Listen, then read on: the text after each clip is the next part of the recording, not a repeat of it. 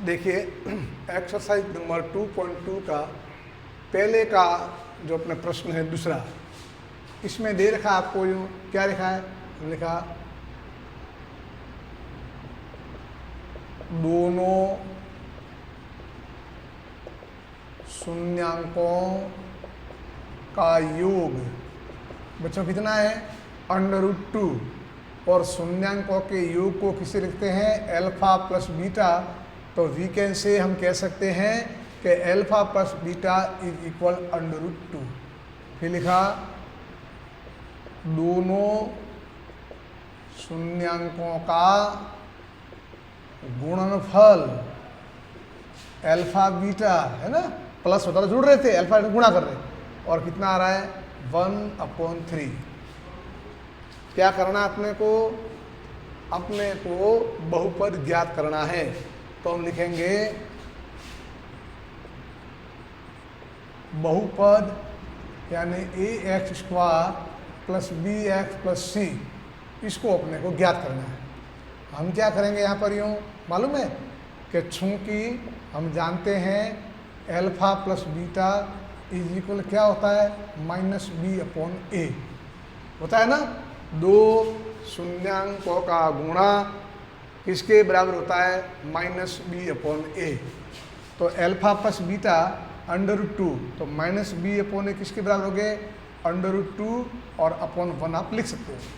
आगे आ जाओ आप यूँ बिल्कुल न घबराते हुए, -b/a इज इक्वल √2/1। आप क्या करो a बराबर 1 मानने पर, या माना कि a का मान 1 माना तो क्या हुआ -b बराबर क्या हो गया, देखो -b/1 आया ना, तो ये क्या हुआ √2/1। हम लिखेंगे b बराबर -√2।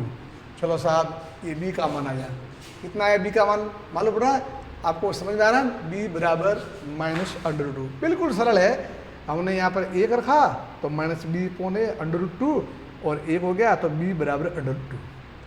ये मान a का माना आपने, ये मान b का आया।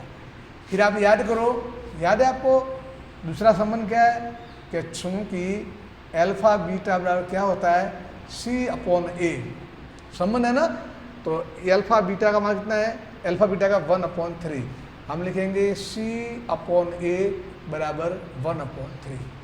चूंकि बिकॉज हमने a को क्या मान रखा है 1 मान रखा है, तो यहाँ लिखा हमने c/1 बराबर 1/3। जब मैं वज्र गुणा कराऊंगा तो ये हो जाएगा, समझ रहे हो ना, तो क्या लिखा 3c बराबर क्या हो जाएगा 1 और c का मान कितना आया 1/3। समझने का पूरा प्रयास करें, घबराना नहीं है, जहाँ प्रश्न को समझने का प्रयास करें। c/a हमने लिखा 1/3, c/a a का मान हमने 1 माना है, वहाँ भी 1 माना, यहाँ भी 1 माना 1/3, तो यहाँ से वज्र गुणा होगा 3c 1 आया, c बराबर 1/3। अब a का मान 1 माना, b का मान -√2, c का मान 1/√3। क्या करना हमारे को बहुपद, तो अब हम लिखेंगे बहुपद लिखेंगे। यहाँ हमने लिखा बहुपद क्या आया ax² plus bx plus c, समझ रहे हो ना, ax² plus bx plus c। ध्यान रखेंगे a की जगह खाली छोड़ो x², b की जगह खाली छोड़ो x और अक्षर पद को भी खाली छोड़ो। a का मान कितना आया है सब जानते हो आप, 1 आया है। b का मान कितना आया है, देखो ये आया -√2, ये लिखा -√2। c का मान कितना है 1/3। घबराए नहीं, चलते रहे आगे बराबर। ये हमारा x², ये आया -√2x आया प्लस 1/3। इतना लिखो तो भी आपका आंसर सही है, पूरे में से पूरे नंबर मिलेंगे। लेकिन अपने को आंसर शीट में उत्तरमाला में जाना है ना, तो कोई बात नहीं, इसके नीचे /1 मान लो, /1 मान लो, इनका लघुत्तम ले सकते हो आप। यूँ क्या लघुत्तम लिया 3, 1 का भाग 3 में 3 बार, 3 ने गुणा किया 3x² माइनस, समझ रहे हो ना, 1 का भाग 3 में 3 बार, 3 ने गुणा इससे क्या कितना 3√2 और क्या आया x और प्लस 3 से 3 कट गए और 1, तो बहुपद हमारा क्या हुआ 3x² माइनस 3√2x प्लस 1, यह इसका बहुपद है। किसका बहुपद?